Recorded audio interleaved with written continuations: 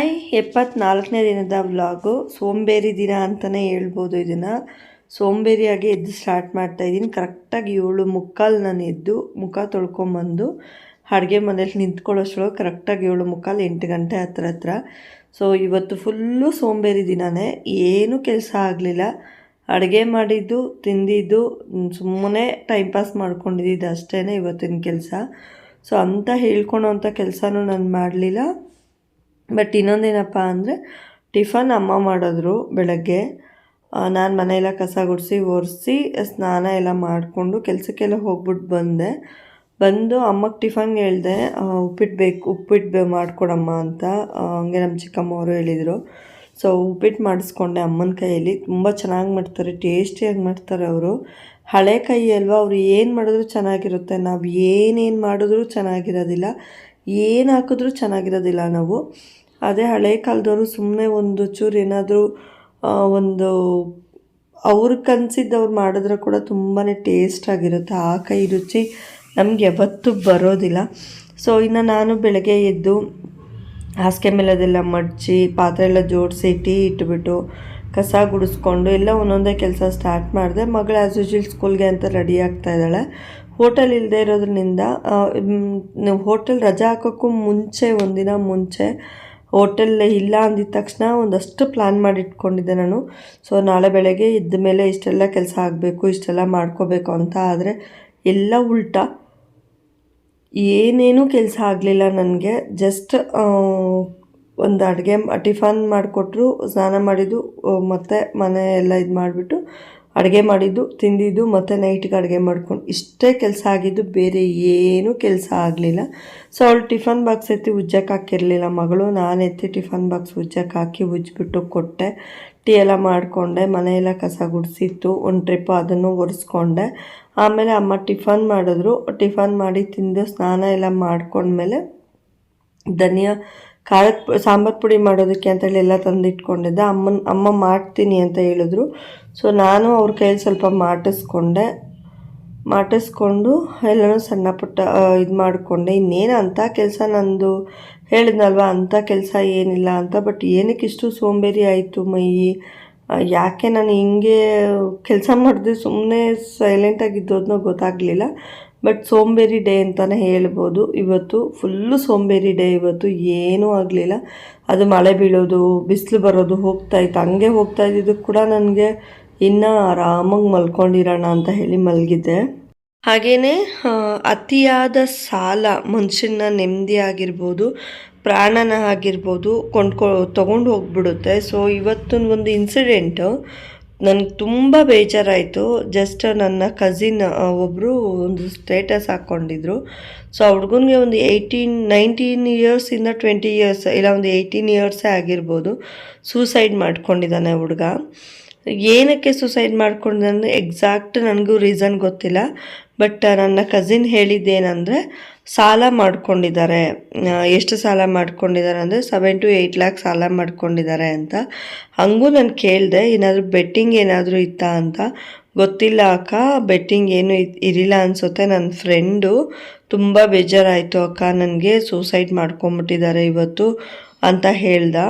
ನನಗೂ ಬೇಜಾರಾಯಿತು. ಚಿಕ್ಕ ಮಕ್ಕಳು ಅಂದರೆ ಒಂದು 18-19 ಇಯರ್ಸ್ಗೆಲ್ಲ ಸಾಲ ಅಂತ ಹೋಗಿ ಈ ಥರ ಪ್ರಾಣ ಕಳ್ಕೊಂಡ್ರೆ ಆ ತಂದೆ ತಾಯಿಗೆ ಎಷ್ಟು ಬೇಜಾರಾಗುತ್ತೆ, ನೋವಾಗುತ್ತೆ ಅಲ್ಲ. ತುಂಬ ಸಂಕಟ ಆಯಿತು ನನಗೆ. ಆ ಸ್ಟೇಟಸ್ ನೋಡಿದ ತಕ್ಷಣ ನನಗೆ ಹೊಟ್ಟೆಲಿ ಬೆಂಕಿ ಬಿದ್ದಂಗಾಯಿತು. 18-19 ವರ್ಷ ಸಾಕೋದು ಅಂದರೆ ಏನು ಸುಮ್ಮನೆನಾ? ಅಷ್ಟು ಕಷ್ಟಪಟ್ಟು ಸಾಕಿ ಇವರು ಒಂದು ಸಣ್ಣ ವಿಚಾರಗಳಲ್ಲಿ, ಏನಕ್ಕೋ ಒಂದು ಬೆಟ್ಟಿಂಗ್ ವಿಚಾರಗಳಲ್ಲಾಗಿರ್ಬೋದು, ಒಂದು ಆನ್ಲೈನ್ ಗೇಮ್ ವಿಚಾರಗಳಲ್ಲಾಗಿರ್ಬೋದು. ಆ್ಯಕ್ಚುಲಿಯಾಗಿ ನನಗೆ ಗೊತ್ತಿರೋ ಹಂಗೆ ನಾನು ಗೆಸ್ ಮಾಡಿರೋ ಪ್ರಕಾರ ಆನ್ಲೈನ್ ಗೇಮಲ್ಲೇ ಅವನು ಇಷ್ಟೊಂದು ಸಾಲ ಮಾಡ್ಕೊಂಡಿದ್ದಾನೆ ಅಂತ ನನಗೆ ಅನ್ನಿಸ್ತಿದೆ. ಸೊ ಇದೆಲ್ಲ ತುಂಬಾ ತಪ್ಪು. ಮಕ್ಕಳು ಸ್ವಲ್ಪ ನೋಡ್ಕೊಂಡು ಫೋನ್ ಯೂಸ್ ಮಾಡಬೇಕು. ಸೊ ಇನ್ನು ನನ್ನ ಅಮ್ಮ ನನಗೆ ರವೆ ಹುರಿಯೋಕ್ಕಾಗೋದಿಲ್ಲ, ನೀನೇ ಹುರಿ ಅಂತ ಹೇಳಿದ್ರು. ಹುರಿಯೋಕ್ಕಾಗೋದಿಲ್ಲ, ನೀನೇ ಹುರಿದು ಬಿಡಮ್ಮ ಅಂದರು. ನಾನೇ ರವೆ ಹುರಿದೆ. ಹಂಗೆ ಉಪ್ಪಿಟ್ಟಿಗೆಲ್ಲ ಹಾಕಿದ್ರು. ರವೆ ಎಲ್ಲ ಹಾಕಿದ್ಮೇಲೆ ನಾನು ಅದನ್ನು ತಿರುಗಿಸ್ತಿದ್ರು. ಪಾಪ ಅವ್ರಿಗೆ ಆಗೋದಿಲ್ಲ ಮಾಡೋದಕ್ಕೆ. ಅಂದರೂ ನಾವು ಕೇಳಿದ್ವಿ ಅಂತ ಹೇಳಿ ಮಾಡ್ತಾರೆ. ನಾನು ಇನ್ನೂ ಬೇಯಬೇಕಮ್ಮ ಅಂದರೆ ನೀಟಾಗಿ ತಿರುಗಿಸ್ಬಿಟ್ಟು ಇಲ್ಲ ಬೆಂದಿದೆ ಅಂದರು. ಸೊ ತುಂಬಾ ಚೆನ್ನಾಗಿತ್ತು, ಟೇಸ್ಟಿಯಾಗಿತ್ತು. ನಾನಿನ್ನ ಒಂದು 5 ನಿಮಿಷ ಇಟ್ಟೆ. ನಮ್ಮ ಅಕ್ಕ ಅವ್ರಿಗೆ ಸಪ್ರೇಟಾಗಿ ಹಾಕಿದ್ರು, ಚಿಕ್ಕಮ್ಮ ಅವ್ರಿಗೆ. ನಾವಿಬ್ಬರು ಟಿಫನ್ ಮಾಡಿದ್ವಿ. ಮಾಡಿಬಿಟ್ಟು ಕಡಲೆ ಎಲ್ಲ ನಾನು ಆಯ್ತೀನಿ ಅಂದರು. ಧನಿಯಾ ಒಣಗಿದೆಯಾ ಇಲ್ವಾ ಅಂತ ಹೇಳಿ ತೋರಿಸ್ದೆ. ಅಮ್ಮ ಒಣಗಿದೆ, ಏನಂತ ಒಂಥರ ನಾರು ಥರ ಇಲ್ಲ ಅಂತ. ಸೊ ನಾಳೇನಾದರೂ ಬಿಸಿಲು ಬಂದರೆ ಧನಿಯಾ ಪುಡಿ ಖಾರ ಪುಡಿ ನೀನು ಮಾಡ್ಕೊಂಬಿಡು, ಇನ್ನು ಮಿಕ್ಕಿದ ಸಾಂಬಾರು ಪುಡಿ ಆಮೇಲೆ ಮಾಡ್ಕೊಣಿ ಅಂದರು. ಸೊ ನಾನೇನು ಮಾಡಿ, ಬಿಸಿಲು ಬಂದರೆ ಕೂಡ ನನಗೇನು ಸಾಂಬಾರು ಪುಡಿ ಮಾಡೋದಕ್ಕೇನು ಟೆನ್ಷನ್ ಇಲ್ಲ, ಯಾಕಂದರೆ ಎಲ್ಲನೂ ಒಣಗಿದೆ, ಹುರಿದ್ಬಿಟ್ಟು ಹಾಕ್ಕೊಳ್ಳೋದೆ ಅಲ್ವಾ ಅಂತ ಅಂದ್ಕೊಂಡು ಪಾಪ ಎಲ್ಲ ಮಾಟಿ ಕೊಟ್ಟರು. ನನಗೆ ಮಾಡೋಕ್ಕೆ ಬರೋದಿಲ್ಲ, ಮಾಡೋದಕ್ಕೆ ಸಣ್ಣ ಪುಟ್ಟದ್ದು ಮಾಡ್ಕೋತೀನಿ. ಬಟ್ ಇದು ಬಂದು ತುಂಬಾ ಅಲ್ವಾ, ಮಾಡೋದಕ್ಕೆ ಕಷ್ಟ, ನನಗೆ ಬರೋದಿಲ್ಲ ಅಂದಿದ್ದಕ್ಕೆ ನಾನು ಹೇಳ್ಕೊಡ್ತೀನಿ ಮಾಡ್ಕೊಳ್ಳಿ ಅಂದರು. ಬಟ್ ಆಗಿನ ಕಾಲದವ್ರ ಥರ ನಾವು ಇವತ್ತು ಏನು ಕೆಲಸನೂ ಮಾಡೋಕ್ಕೆ ಆಗಲ್ಲ. ಸೊ ಆಮೇಲೆ ಯಜಮಾನ್ರು ಬಂದು ಟಿಫನ್ ಕೇಳಿದ್ರು. ನಾವೇನೂ ಮಾಡಲಿಲ್ಲ, ಅವ್ರು ಉಪ್ಪಿಟ್ಟು ತಿನ್ನಲ್ಲ, ನಾವೇನು ಟಿಫನ್ ಮಾಡಿಲ್ಲ ಅಂತ ಹೇಳಿದ್ವಿ. ಅವರು ಮಲಗಿದ್ರು. ನನಗೂ ಸ್ವಲ್ಪ ಟೈಮ್ ಇಲ್ಲ, ನಾನು ಬರ್ತೀನಿ ಇರಮ್ಮ ಅಂದ್ಬಿಟ್ಟು ನಾನು ಹೊರಟೆ. ಇನ್ನು ಮಧ್ಯಾಹ್ನ ಬಂದು ಟೊಮಟೊ ಗೊಜ್ಜು ಮಾಡಿ ಅನ್ನ ಮಾಡಿ ಊಟ ಎಲ್ಲ ಮಾಡಿಕೊಂಡೆ. ಹೇಳಿದ್ನಲ್ವ ಸೋಂಬೇರಿ ಡೇ ಅಂತ. ಆಮೇಲೆ ಸಂಜೆ ಒಂದು 6:30ಗೆ ಎದ್ಬಿಟ್ಟು ಪಲಾವ್ ಮಾಡೋಣ ಅಂತ ಹೇಳಿ ಎಲ್ಲ ಒಂದೊಂದೇ ರೆಡಿ ಮಾಡ್ಕೊತಿದ್ದೆ. ತರಕಾರಿ ಎಲ್ಲ ಕಟ್ ಮಾಡಿಕೊಂಡೆ, ಅದಕ್ಕೆ ಮೆಂತ್ಯ ಸೊಪ್ಪು ಹಾಕಿದೆ, ಎಲ್ಲನೂ ಒಂದೊಂದೇ ಕಟ್ ಮಾಡಿಕೊಂಡೆ. ಸೊ ಇದನ್ನು ಮಾಡ್ಕೊಂಬಿಟ್ಟು ಮಾಡಿಬಿಟ್ಟು ಇಟ್ಬಿಡೋಣ ಅಂತ ಅಂದ್ಕೊಂಡು.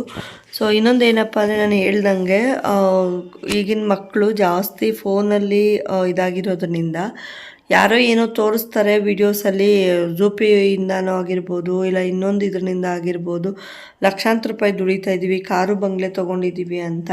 ಸೊ ಈಗಿನ ಮಕ್ಕಳಿಗೆ ಏನಂದರೆ ಅಟ್ರ್ಯಾಕ್ಷನ್ ಆಗಿ ಹಾಗೆ ಇದಾಗುತ್ತೆ. ಸೊ ಹೌದೇನೋ ನಿಜ ಏನೋ, ಇದರಲ್ಲಿ ಹೋಗಿದ ತಕ್ಷಣ ಲಕ್ಷಾಂತರ ರೂಪಾಯಿ ದುಡಿಬೋದು, ನಮ್ಮ ಕಷ್ಟ ತೀರುತ್ತೆ, ಇಲ್ಲ ನಾನು ಬೈಕ್ ತೊಗೊಂಡು ಎಂಜಾಯ್ ಮಾಡ್ಬೋದು, ಇಲ್ಲ ನಾನು ಒಳ್ಳೆ ಬಟ್ಟೆ ಹಾಕೋಬೋದು, ಇಲ್ಲ ನಾನು ಒಳ್ಳೇದು ಇನ್ನೇನೋ ಮಾಡ್ಬೋದು ಅಂತ ಹೇಳಿ ಅಂತ ಸುಮಾರು ಮಕ್ಕಳು ಅಂದ್ಕೊಂಡಿರ್ತಾರಲ್ಲ. ಸೊ ಅವ್ರಿಗೆ ಎಕ್ಸಾಕ್ಟಾಗಿ ಏನಾಗ್ತಿದೆ ಅಂತ ಗೊತ್ತಿರೋದಿಲ್ಲ. ಸೊ ಇದನ್ನು ತಂದೆ ತಾಯಿ ಸ್ವಲ್ಪ ಅವ್ರ ಫೋನುಗಳನ್ನ ಚೆಕ್ ಮಾಡಿ ಅವ್ರನ್ನ ಒಳ್ಳೆ ದಾರಿಗೆ ತೊಗೊಂಬರೋದಂತೂ ಇವಾಗ ತುಂಬಾ ಅನಿವಾರ್ಯತೆ ಆಗಿದೆ. ಸೊ ನನಗೆ ಇವತ್ತಂತೂ ಕೇಳಿ ತುಂಬ ಬೇಜಾರಾಯಿತು. ನನ್ನ ಕಸಿನ್ಗೆ ಹೇಳಿದೆ, ಸೊ ನೀನು ಹುಷಾರು ಅಂತ. ಇಲ್ಲ ಅಕ್ಕ ನಾನು ಹುಷಾರಾಗಿದ್ದೀನಿ ಅಂದ. ಬಟ್ ಅವನಿಗೆ ಬೇಜಾರಿದೆ. ಜೊತೆಲಿದ್ದಿದ್ದು ಫ್ರೆಂಡ್ ಪ್ರಾಣ ಕಳ್ಕೊಂಡ, ಸೂಸೈಡ್ ಮಾಡ್ಕೊಂಡ ಅಂದಾಗ ಅವನು ಪ್ರತಿಯೊಂದು ಮಾತು ನೆನಪು ಕೂಡ ಅವನಿಗೆ ನೆನಪು ಆಗ್ತಾ ಇರುತ್ತೆ. ಬಟ್ ನಾವು ಅದನ್ನು ತಡೆಯೋಕ್ಕಾಗೋದಿಲ್ಲ. ಅದಕ್ಕಿಂತ ಆ ತಂದೆ ತಾಯಿ ನೋವು ಎಷ್ಟಿರುತ್ತೆ. ಇಷ್ಟು ವರ್ಷ ಸಾಕಿ ಅವ್ನು ಕೇಳಿದ್ದು ಕೊಡಿಸಿ ಎಲ್ಲನೂ ಮಾಡಿ ಒಂದು ಜೀವನ ಕಳ್ಕೊಂಡಿದ್ದಾನೆ ಒಂದು ಮಗು ಅಂದರೆ, ಅವ್ರು ಸಾಯೋವರೆಗೂ ಅವ್ರಿಗೆ ಆ ಪುತ್ರ ಶೋಕ ಅಂತಾರಲ್ವ, ಅದು ಹೋಗೋದೇ ಇಲ್ಲ. ಅವ್ರು ಸಾಯೋವರೆಗೂ ಅವರಿಬ್ಬರಿಗೂ ಅದು ಕಾಡ್ತಾನೆ ಇರುತ್ತೆ. ಯಾರು ಮರೆತರೂ ಅಪ್ಪ ಅಮ್ಮ ಮರೆಯೋಕ್ಕೆ ಆಗಲ್ವಲ್ಲ. ಸೊ ಮಕ್ಕಳು, ಗಂಡು ಮಕ್ಕಳಾಗಲಿ ಹೆಣ್ಮಕ್ಳಾಗಲಿ ನೋಡಿಕೊಂಡು ಯೋಚನೆ ಮಾಡಿ ನೀವು ಮುಂದೆ ಹೆಜ್ಜೆ ಇಡಬೇಕು. ತುಂಬ ಡೇಂಜರಸ್ ಇದೆ ಈಗಿನ ಕಾಲದಲ್ಲಿ ಪ್ರತಿಯೊಂದು ಕೂಡ. ಸೊ ಬೆಟ್ಟಿಂಗ್ ಆ್ಯಪ್ಗಳಾಗಿರ್ಬೋದು, ಗೇಮ್ಗಳಾಗಿರ್ಬೋದು, ಇಲ್ಲ ಇನ್ನೇನೋ ಸೋಷಿಯಲ್ ಮೀಡಿಯಾದಲ್ಲಿ ಇನ್ನೇನೋ ತೋರಿಸಿದ್ದಾರೆ. ಇದು ರಿಯಲ್ಲ ಫೇಕ್ ಅಂತ ನೋಡೋಕೆ ಹೋಗದೆ ನಿಮ್ಮ ಪಾಡಿಗೆ ನೀವು ಅದ್ರ ಒಳಗಡೆ ನುಗ್ಗಿದ್ದೀರಾ ಅಂದರೆ, ನುಗ್ಗೋವರೆಗೂ ಅಷ್ಟೇ ನೀವು ನಿಮ್ಮ ಕೈಯಲ್ಲಿರ್ತೀರ. ಅದು ನುಗ್ಗಿದ ಮೇಲೆ ನೀವು ಫುಲ್ಲು ಟೋಟಲಾಗಿ ನೀವು ಆ ಆ್ಯಪ್ ಒಳಗಡೆ ಹೋಗ್ಬಿಡ್ತೀರ. ನೀವು ಯಾರೇನು ಹೇಳಿದ್ದು ನಿಮ್ಮ ತಲೆ ಒಳಗಡೆ ಹೋಗಲ್ಲ ಅಂದರೆ ಹೋಗಲ್ಲ, ಅಷ್ಟೇ. ಹೋಗಲ್ಲ ಅಂದಮೇಲೆ ಹೋಗಲ್ಲ. ನೋಡಿಕೊಂಡು ದಯವಿಟ್ಟು ಪ್ರತಿಯೊಬ್ಬರೂ ಆ ಆ್ಯಪ್ಗಳಿಂದ, ಒಂದು ಮೋಸ ಜಾಲದಿಂದ ಈಚೆ ಬನ್ನಿ. ತುಂಬ ಬೇಜಾರಾಗುತ್ತೆ. ವಯಸ್ಸಿಗೆ ಬಂದಿರೋ ಮಕ್ಕಳು ಪ್ರಾಣ ಕಳ್ಕೊಂಡಿದ್ದಾರೆ ಅಂದರೆ ಆಗೋ ಮನ್ಸಿಗೆ ನೋವು ಸಂಕಟನೇ ಬೇರೆ ಬೇರೆ ಇರುತ್ತೆ. ಸೊ ಇನ್ನು ಪಲಾವ್ ಮಾಡಿಕೊಂಡೆ. ಧನಿಯಾ ಪುಡಿ, ಖಾರ ಪುಡಿ, ಅರಿಶಿನ ಪುಡಿ, ಸ್ವಲ್ಪ ಗರಂ ಮಸಾಲ ಎಲ್ಲನೂ ಹಾಕಿಬಿಟ್ಟು ವಿಸಿಲ್ಗೆ ಹಾಕಿದೆ. ತರಕಾರಿ ಏನೂ ಹಾಕಲಿಲ್ಲ. ಸ್ವಲ್ಪ ಕ್ಯಾರೆಟ್ ಒಂದೆರಡು ಹಾಕಿದೆ, ಬೀನ್ಸ್ ಸ್ವಲ್ಪ ಹಾಕಿದೆ, ಆಲೂಗಡ್ಡೆ ಹಾಕಿದೆ, ಮೆಂತ್ಯ ಸೊಪ್ಪು ಸ್ವಲ್ಪ ಹಾಕಿದೆ, ಹಾಗೆಯೇ ಇಷ್ಟು ಬಟಾಣಿ ಸ್ವಲ್ಪ ಹಾಕ್ಬಿಟ್ಟು ಇಟ್ಟೆ. ಇನ್ನೂ ಬೇಕು ಅನ್ನೋರು ಎಲ್ಲ ತರಕಾರಿನೂ ಹಾಕ್ಕೊಬೋದು. ಬೇಡ ಅನ್ನೋರು ಮೆಂತ್ಯ ಸೊಪ್ಪನ್ನ ಸ್ಕಿಪ್ ಮಾಡ್ಕೊಬೋದು. ಖಾರ ಪುಡಿ ಬೇಡ ಅನ್ನೋರು ಹಸಿಮೆಣ್ಸಿನ್ಕಾಯಿ, ಶುಂಠಿ, ಬೆಳ್ಳುಳ್ಳಿ, ಚಕ್ಕೆ ಲವಂಗ ಮೆಣಸು ಹಾಕಿ ರುಬ್ಬಿಟ್ಟು ಹಾಕೊಬೋದು. ತುಂಬಾ ಚೆನ್ನಾಗಿ ಬಂದಿತ್ತು, ಸ್ವಲ್ಪ ಮೆತ್ತಗಾಗಿತ್ತು. ಸೊ ಎಲ್ಲ ಒಂದು ಬಟ್ಲಿಗೆ ಹಾಕಿ ನೀಟಾಗಿ ಇದು ಮಾಡಿಬಿಟ್ಟು ಊಟಕ್ಕೆ ಎಲ್ಲದಕ್ಕೂ ಕೊಡೋಣ ಅಂತ ಹೇಳಿ ಮೊಸರು ಬಜ್ಜಿಗೆ ಅಂತ ರೆಡಿ ಮಾಡಿದೆ. ಅಷ್ಟರೊಳಗೆ ಕೈ ಮೇಲೆ ಚಾಕು ಕೂಡ ಬಂದುಬಿಡ್ತು, ಸ್ವಲ್ಪ ಕೈ ಬೆರಳು ಉಗುರೆಲ್ಲ ಸ್ವಲ್ಪ ಇದಾಯಿತು. ಸೊ ಅದನ್ನೆಲ್ಲ ನೋಡಿಕೊಂಡು ಇನ್ನು ಯಜಮಾನ್ರು ನನಗೆ ಪಲಾವ್ ಬೇಡ, ನನಗೆ ಅನ್ನ ಇದ್ದರೆ ಗೊಜ್ಜಿಸಿ ಕೊಟ್ಬಿಡು ಅಂತ ಹೇಳಿದ್ರು. ಇನ್ನು ಅವ್ರಿಗೆ ನಾನು ಒಂದು ಈರುಳ್ಳಿ ಟಮಾಟ ಹಸಿಮೆಣ್ಸಿನ್ಕಾಯಿ ಎಲ್ಲನೂ ಹಾಕ್ಬಿಟ್ಟು ಅವ್ರಿಗೆ ಗೊಜ್ಜಿಸ್ಕದೆ, ಅವ್ರಿಗೂ ಊಟ ಕೊಡಿದೆ. ನಿನ್ನೆನೂ ಮುದ್ದೆ ಇಲ್ಲ, ಇವತ್ತು ಮುದ್ದೆ ಇಲ್ಲ ಅಮ್ಮನಿಗೆ. ಇಷ್ಟೇ ಇವತ್ತಿನ ವ್ಲಾಗ್. ಇನ್ನೂ ಯಾರೆಲ್ಲ ನನ್ನ ಚಾನಲ್ನ ಸಬ್ಸ್ಕ್ರೈಬ್ ಮಾಡ್ಕೊಂಡಿಲ್ಲ ದಯವಿಟ್ಟು ಸಬ್ಸ್ಕ್ರೈಬ್ ಮಾಡ್ಕೊಳ್ಳಿ. ಹಾಗೆ ಪಕ್ಕದಲ್ಲಿರೋ ಬೆಲ್ ಬಟನ್ನ ಕ್ಲಿಕ್ ಮಾಡಿ ನಾನು ಹಾಕೋಂಥ ವೀಡಿಯೋಸ್ ನಿಮಗೆ ಬರುತ್ತೆ. ಹಾಗೆ ಲೈಕ್ ಮಾಡೋದನ್ನ ಮರಿಬೇಡಿ. ನೀವು ಮಾಡೋ ಲೈಕ್ ನನಗೆ ಹೊಸ ಹೊಸ ವೀಡಿಯೋಸ್ ಮಾಡೋದಕ್ಕೆ ಮೋಟಿವೇಶನ್ ಸಿಕ್ದಂಗೆ ಆಗುತ್ತೆ. ದಯವಿಟ್ಟು ಪೂರ್ತಿ ವೀಡಿಯೋಸ್ನ ನೋಡಿ ಸಪೋರ್ಟ್ ಮಾಡಿ. ಸೊ ನಾನು ಆ್ಯಸ್ ಯೂಶುವಲ್ ಹೇಳ್ತಾನೆ ಇರ್ತೀನಿ ಯಾವ ರೀತಿ ನನ್ನ ರೊಟೀನ್ ನಡೀತಾ ಇರುತ್ತೆ ಆ್ಯಂಡ್ ನಾನು ಎಷ್ಟು ಕಷ್ಟಪಟ್ಟು ವೀಡಿಯೋಸ್ನ ಮಾಡ್ತಾ ಇರ್ತೀನಿ ಅನ್ನೋದು ಕೂಡ ಪ್ರತಿ ವೀಡಿಯೋಸಲ್ಲೂ ನಾನು ಶೇರ್ ಮಾಡ್ತಾನೆ ಇರ್ತೀನಿ. ದಯವಿಟ್ಟು ಪೂರ್ತಿ ವೀಡಿಯೋಸ್ನ ನೋಡಿ. ತುಂಬಾ ಕಷ್ಟಪಟ್ಟು ನಾನು ವೀಡಿಯೋಸ್ನ ಹಾಕೋದು. ನನ್ನ ಒಂದು ಪ್ರಯತ್ನ ಎಲ್ಲನೂ ಒಂದು ನನ್ನ ಇದರಲ್ಲೇನಾದರೂ ಅರ್ನಿಂಗ್ಸ್ ಆದರೆ ಮಗು ಎಜುಕೇಷನ್ ಅಂತ. ಸೊ ಅದಕ್ಕೋಸ್ಕರ ನಾನು ಇದಿಷ್ಟು ಕಷ್ಟಪಟ್ಟು ಮಾಡ್ತಾ ಇರೋದು ಅಂತಲೂ ಪ್ರತಿ ವೀಡಿಯೋಸಲ್ಲೂ ಹೇಳ್ಕೊಂಬರ್ತಾಯಿದ್ದೀನಿ. ನನ್ನ ವೀಡಿಯೋಸು ಒಳ್ಳೆ ರೀಚ್ ತೊಗೊಂಡ್ಲಿ ಅನ್ನೋದು ನನ್ನ ಆಸೆ. ದಯವಿಟ್ಟು ಪೂರ್ತಿ ವೀಡಿಯೋಸ್ನ ನೋಡಿ ನನಗೆ ಸಪೋರ್ಟ್ ಮಾಡಿ. ಸೊ ಇವತ್ತಿನ ಡೈಲಿ ಬ್ಲಾಗ್ ಆಗಿರ್ಬೋದು, ರೊಟೀನ್ ಆಗಿರ್ಬೋದು, ಇಷ್ಟೇ ಸೋಂಬೇರಿ ಡೇ ಅಂತಲೇ ಹೆಸರಿಟ್ಬಿಟ್ಟಿದ್ದೀನಿ ನಾನು ಇವತ್ತಿದಕ್ಕೆ. ಅಷ್ಟು ಸೋಂಬೇರಿಯಾಗಿತ್ತು ಇವತ್ತಿನ ದಿನ.